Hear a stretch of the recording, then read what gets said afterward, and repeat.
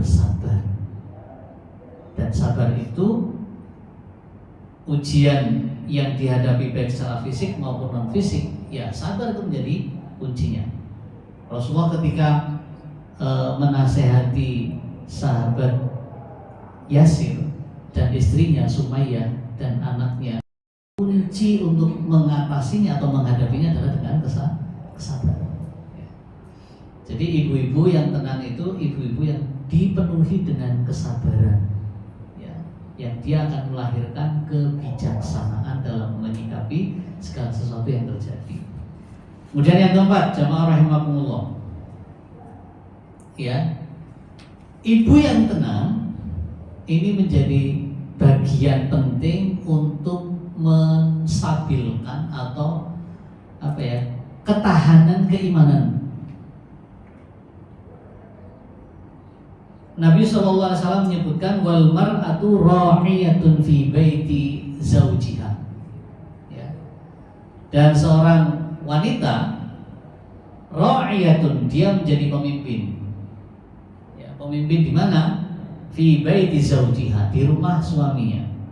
Wa mas'ulatun an ra'iyatiha, dan dia akan diminta pertanggungjawaban terhadap kepemimpinannya. Suami menjadi pemimpin keluarga, ya, tapi urusan rumah domestik, ya, ibu yang sangat berperan. Imam An-Nawawi menyebutkan begini, saya artikan ya saya. Hadis al-mar'atu ra'iyatun fi baiti zawjiha merupakan pokok besar dalam kewajiban menjaga amanah. Allah menjadikan kita, ya, seorang istri dan seorang ibu, amanahnya jelas, menjaga harta suaminya, menjaga kehormatan suaminya, menjaga anak-anaknya. Ibnu Hajar Al-Asqalani, kenapa wanita disebut pemimpin? Karena ia akan mengatur urusan rumah, mendidik anak, menjaga harta suami dan kehormatannya. Jadi kalau kemudian ibu-ibu diberikan amanah untuk melakukan penjagaan itu, anak-anak mendapatkan pendidikan keimanan, ya, sentuhan hatinya itu senantiasa menghadirkan Allah, ya. Nah, Allah mewajibkan kita sholat, Allah, ya, sehingga apa yang dalam benak mereka itu Allahnya, bukan karena kitanya. Mulai ramo ibu, tetap Allah yang menjadi standar perintah itu, bukan karena sosok kitanya, tapi karena hadirnya keimanan kepada Allah Subhanahu wa Ta'ala yang menumbuhkan kesadaran. Allah menciptakan kehidupan ini untuk ibadah. Seluruh aktivitas kehidupan kita adalah untuk beribadah. Sehingga ibadah dalam pengertian ibadah mahdhah itu sampai dengan toharoh kita, dengan sholat kita, dengan baca Quran kita. Demikian pula ibadah-ibadah yang ghairu mahdhah, ibadah-ibadah yang lepas, termasuk belajar, ya, termasuk membersihkan rumah, menjaga hubungan dengan tetangga, menjaga hak-hak orang lain dan seterusnya. Imam Al-Qurtubi mengatakan Islam membagi kepemimpinan bagi seorang perempuan itu secara fungsional, bukan secara struktural hierarkis. Ya, kepemimpinan perempuan itu di dalam keluarga adalah secara fungsi. Karena bagaimanapun ketika ibu mengandung, ya, di dalam perut ibu 9 bulan itu sudah ada peran yang sangat jelas dari seorang perempuan yang itu tidak dimiliki oleh seorang ayah. Kepemimpinan itu dimulai di situ. Bahkan ketika seorang ahli kandungan memberikan keterangan, ya, saya pernah sampaikan di sini, sekedar mengingat kembali bahwa janin di dalam rahim itu sudah menerima rangsangan di usia kehamilan 2 pekan itu sudah menerima rangsangan dari luar, sehingga mereka yang membiasakan menjalankan ketaatan, membaca Al-Quran, ngomong yang baik, bicara yang santun, bicara yang seperlunya, ya, mendengarkan sesuatu yang baik dan seterusnya, itu memberikan dampak yang jelas kepada janin, sehingga sel-sel saraf aktifnya itu tumbuh lebih segar.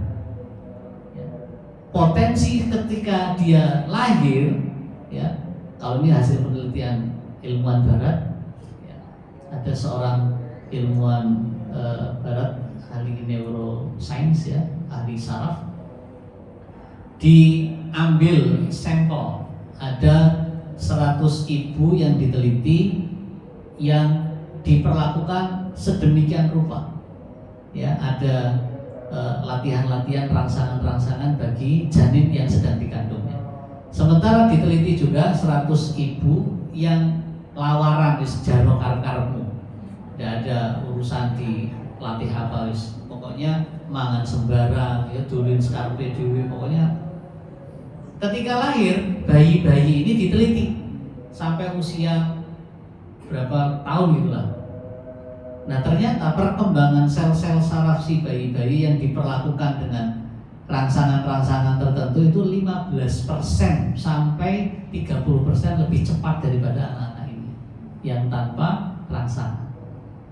Jadi ibu-ibu yang sedang hamil diberikan latihan, ya, latihan mungkin secara fisik, secara mental, diberikan bimbingan, diberikan arahan, diberikan pengetahuan, diberikan informasi, diedukasi dan seterusnya. Yang ini enggak, sakarepmu, mangan, narep mangan, gak mangan bisa sakarepmu, ya, pokoknya dibebaskan. Nah, itu ada artinya berdampak. Nah, kalau kemudian kepemimpinan ibu itu tidak dimulai, ya, bagaimana nanti anak yang dilahirkan? Sementara Imam Al-Qurtubi mengatakan Islam membagi kepemimpinan perempuan itu secara fungsional, ya. Jadi fungsi-fungsi keperempuanan itu jelas, karena Allah memberikan kelebihan kepada perempuan yang tidak diberikan kepada laki-laki. Jajal bapak-bapak suruh gendong sedinoan rakuan, tapi ibu-ibu ya kudu dikuat-kuatno. Tapi ya itulah, ya, Allah memberikan kelebihan di situ yang tidak diberikan kepada laki-laki. Kemudian Syekh Yusuf Al-Qaradawi misalkan, kepemimpinan perempuan dalam rumah adalah kepemimpinan strategis, ya, melahirkan generasi-generasi yang terbaik, ya. Kan jelas itu. Bagaimanapun peran perempuan, peran seorang ibu sangat jelas, ya, melahirkan generasi yang berkualitas. Bagaimanapun juga sentuhan ibu, ya, baik itu secara lahiriah maupun batiniah, itu sangat berpengaruh kepada anak-anaknya, ya. Anak itu kadang di satu sisi, ya, dia curhat kepada ibunya, belum tentu dia bisa curhat pada umumnya, bisa curhat kepada ayahnya, meskipun ada kasus-kasus tertentu anak yang lebih dekat dengan bapaknya, tapi secara umum, ya, anak itu nyaman dengan ibunya, ya.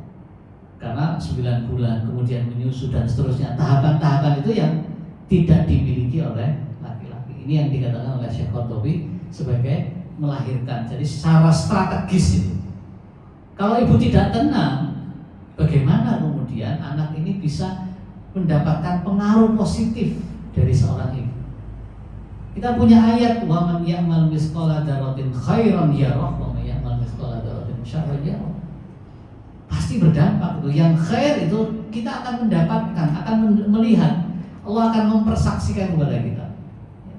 Sehingga penting keteladanan atau ketenangan ibu ini melahirkan ketahanan keimanan bagi keluarganya. Kemudian yang kelima, ibu rahimahullah, ibu yang tenang sama dengan ini menjadi akhir dari pembahasan kita, menjadi pilar ketahanan umat. Ya, bagaimana relasinya? Ketenangan ibu adalah benteng pertama dari krisis moral. Apa dalilnya? Kita lihat Allah Subhanahu wa taala berfirman, a'udzubillahi minasyaitonirrajim, ya ayyuhalladzina amanu qu anfusakum wa ahlikum nar. Memang ayat ini tampil untuk para ayah, qu anfusakum. Tapi ayah tentu tidak sendiri dalam memberikan pendidikan keagamaan supaya anak-anak ini kemudian terbebas dari api neraka. Ada partner, seorang istri, seorang ibu dari anak-anaknya ini yang hadir, ya, memberikan benteng ketahanan bagi anaknya.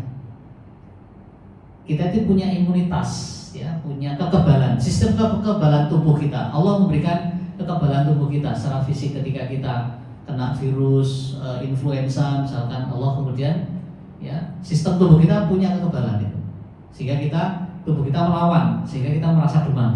Ya. Nah, demam itu adalah respon tubuh terhadap unsur-unsur yang sedang menyerang sistem imunitas kita.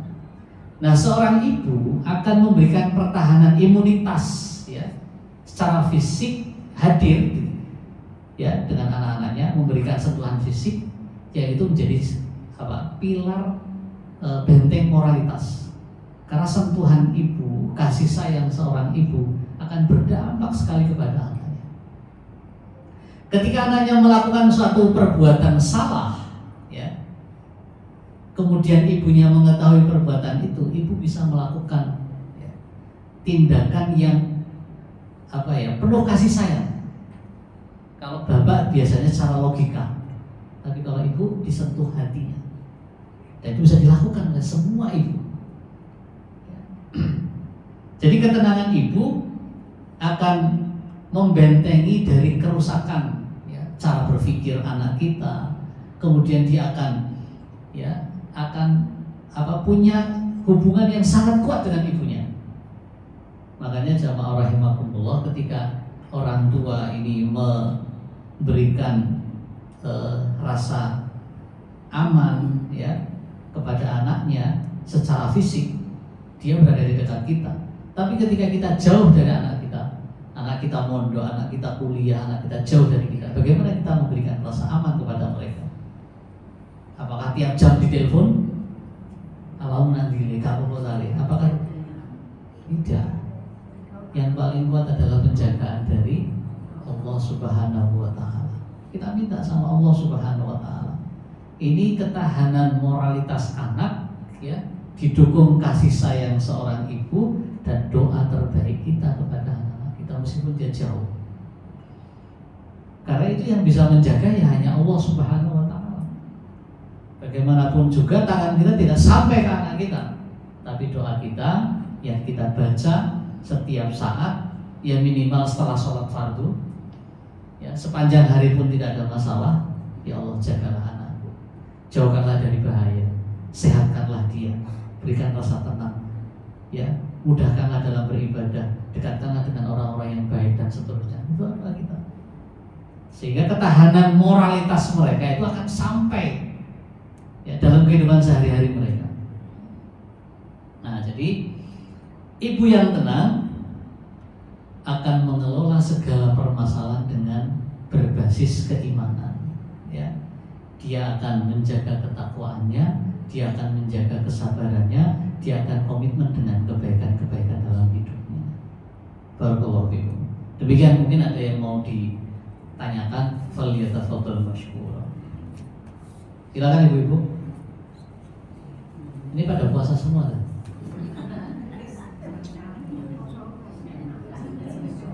Maka kalau masih ketok Medan gitu. Saya jadi suka mau minum sendiri. Ada yang mau bertanya?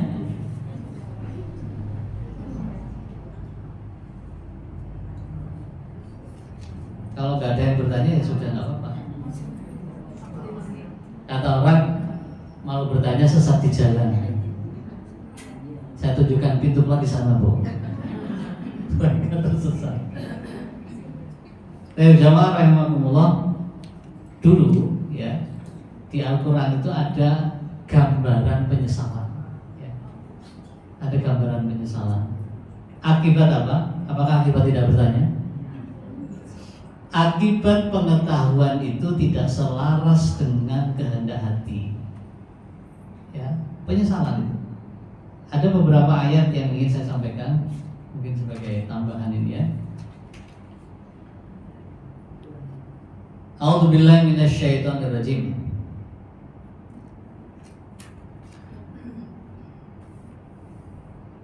Hal yanzuruna illa ta'wilahu yauma ya'ti ta'wilahu yaqulu alladziina nasu min qabl qad ja'at rusulu rabbina bil haqqi fa lana min syufa'i fayashfa'u lana aw nuraddu fa na'mal ghairal ladzi kunna na'mal qad khasiru anfusahum wa dhalla 'anhum ma kanu yaftarun. Surah Al-A'raf ayat 53. Ringkasnya begini jamaah rahimakumullah. Sudah datang petunjuk ya. Allah sudah menghadirkan Rasul itu ya. Lalu mereka ya sekedar tahu tapi tidak kemudian melahirkan atau merubah sikap, kemudian mau melakukan perubahan ya. Mereka orang-orang yang lalai dari petunjuk itu, tidak mau kemudian mengabaikan petunjuk Allah Subhanahu wa taala. Lalu mereka mengatakan, kira-kira nanti ada enggak Rasul yang bisa memberikan pertolongan kepada kami supaya kami terbebas dari adab Allah Subhanahu wa taala nanti ya. Di alam barzah mereka sudah nyesel. Kenapa ya dulu enggak ngikutin petunjuk Allah ya? Kira-kira nanti ada enggak utusan yang bisa memberikan pertolongan kepada kami? Atau yang kedua, ini udah mau disiksa masih punya opsi, ada nggak penolong yang bisa menyelamatkan kami dari siksa Allah? Atau balikin ke dunia ya. Au nuraddu fa na'mal ghairal ladzi kunna na'mal ya. Atau balikin ke dunia. Ini kan penyesalan. Allah memberikan gambaran orang yang sudah ya di alam barzah itu mereka nyesal, pingin kembali ke dunia. Jadi mereka pingin balik ke dunia supaya bisa beramal sebagaimana amalan yang dulu mereka tinggalkan. Jadi hakikatnya dia udah tahu tuh ada amalan yang harus mereka kerjakan, tapi kami meninggalkan. Lalai ya. Kalau gajah itu belalai, kalau ini enggak lalai ya. Iya enggak nyambung Bu ya. Itu disambung-sambung lagi. Artinya ketika ilmu itu tidak berbuah sikap, ya ini menjadi kelalaian. Makanya pulang dari sini 5 hal tadi ya jangan dilalaikan. Ya, pelan-pelan minimal siji lah ya. Innallaha ma'al ladzina taqaw wal ladzina hum muhsinun. Takwa dan ihsan.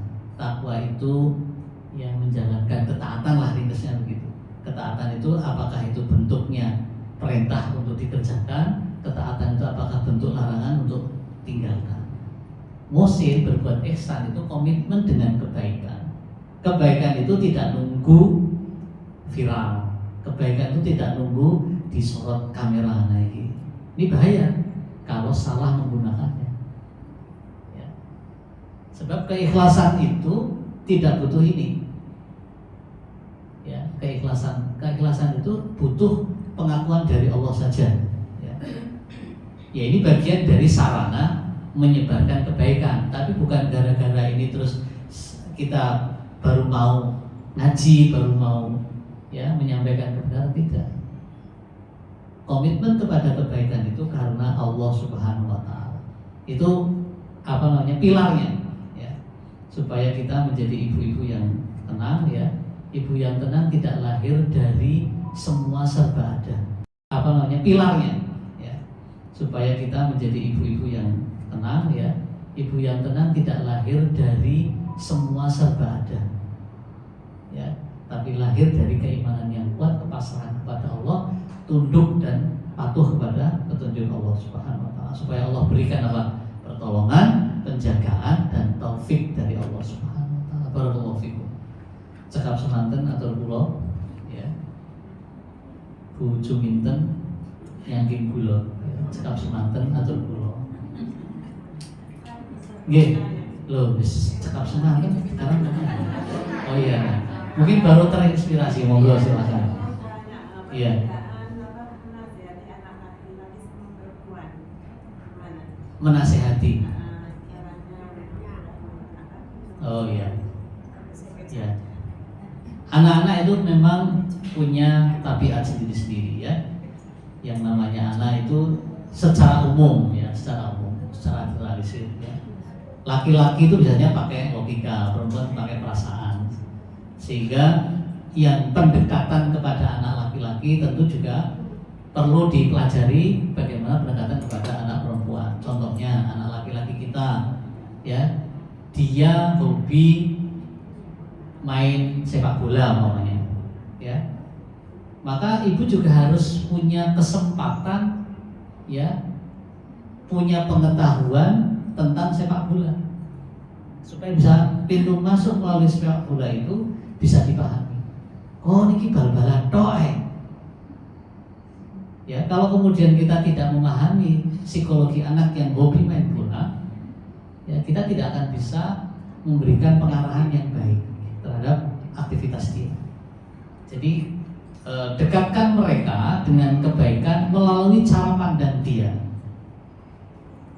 Masukkan nilai kebaikan kepada anak sesuai dengan kegemarannya. Dia hobi main bola, ya, main bolamu insya Allah tambah api.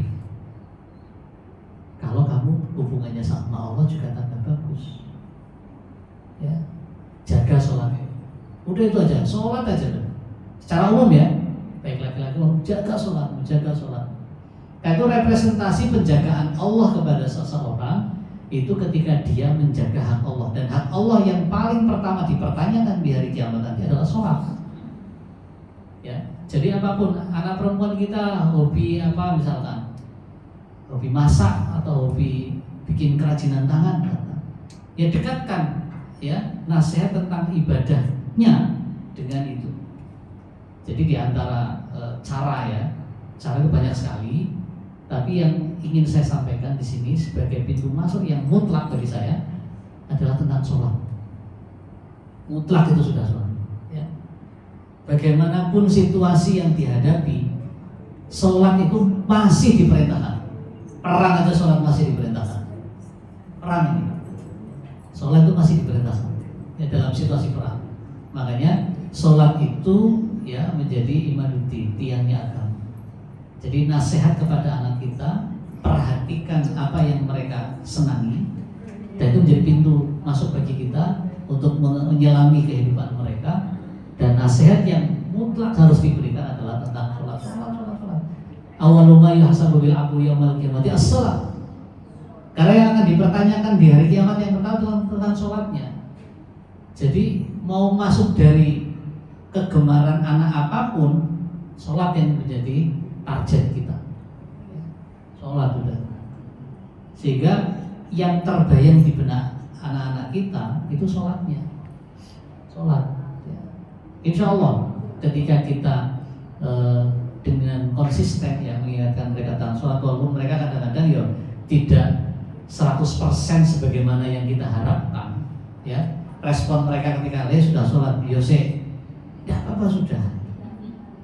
Yang penting pesan kita tuh harus terus konsisten disampaikan. Jangan pernah bosan ya mengingatkan tentang sampai kapan, sampai jenengan sudah berhenti hidup. Ya, itu terus itu Bu ya. Jadi menurut saya ya nasihat apapun kepada siapapun, baik melalui aspek-aspek yang mereka suka itu ya, tapi yang utama adalah sholat. Ya. Karena itulah yang akan dihisab di hari kiamat nanti yang pertama kali dari amal-amal taat kita. Insyaallah demikian Bu ya. Ya mudah-mudahan tidak puas dengan jawaban saya sehingga ibu bisa menggali pengetahuan dari asatidz yang lain, dari sumber-sumber yang lebih ya banyak memberikan inspirasi bagi kehidupan kita. Barakallahu fikum. Nggih, silakan. Nggih. Iya. Iya.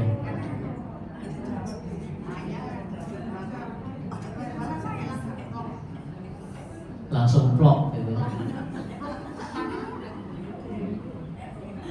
Nah, yang ditanyakan apanya nih Bu? Plok gitu ya. Oh gitu. Iya. Jadi turun tangan Bu ya. Oh. Oh, pelan. Ya, perang saja itu tidak boleh memukul wajah. Valnya sedang di wajah. Apalagi dalam proses pendidikan, ya. Ya harus diluruskan ya ketika melakukan tindakan fisik, ya. Itu ya harus diukur. Harus juga memperhatikan unsur-unsur yang disyariatkan. Tidak boleh memukul wajah, ya.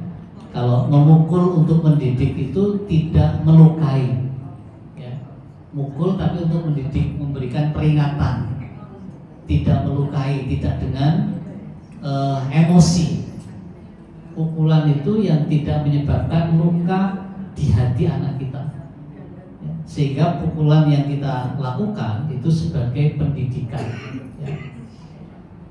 Di dalam hadis itu kan diperintahkan kalau anak usia 7 tahun sudah diperintahkan untuk sholat, kalau 10 tahun belum mau sholat dipukul. Pukulan ini pukulan yang memberikan pelajaran, bukan dengan emosional, ya. Pukulan itu tidak, gambarannya ya, pukulan itu tidak menggoyangkan tangan dari sini, tapi cukup. Nah, sehingga tidak ada kekuatan yang melukai dia. Kalau sudah mengangkat ini sudah ditambahi emosi, mengayunkan tangan itu namanya. Luwih kenceng, apalagi gegem, ya. Nah, jadi memukul yang tidak membekas sebagai luka, ya. Tapi itu menjadi peringatan bagi dia. Nah, saya kira itu Bu ya. Jadi memukul pun itu ada syariatnya, ada tuntunannya, ya. Ojo dipadano kalau mukul gong, mukul beduk gitu ya. Ya. Demikian, apalagi yang bapaknya kerja di mana, tukang jagal sapi, waduh, arbuding, naudzubillah ya. Barakallahu fikum. Kita akhiri dengan mohon kepada Allah Subhanahu wa taala di setiap gerak langkah fisik maupun batin kita senantiasa dalam bimbingan Allah Subhanahu wa taala. Keluarga kita diberikan bimbingan dari Allah, anak-anak kita diberikan petunjuk hidayah taufik dari Allah Subhanahu wa taala, diberikan penjagaan dari Allah, diberikan pertolongan di saat mereka membutuhkan pertolongan, kecuali hanya dari Allah Subhanahu wa taala. Barakallahu fikum. Subhanakallahumma rabbana wa bihamdika asyhadu an la ilaha illa anta astaghfiruka wa atubu ilaik. Assalamualaikum warahmatullahi wabarakatuh.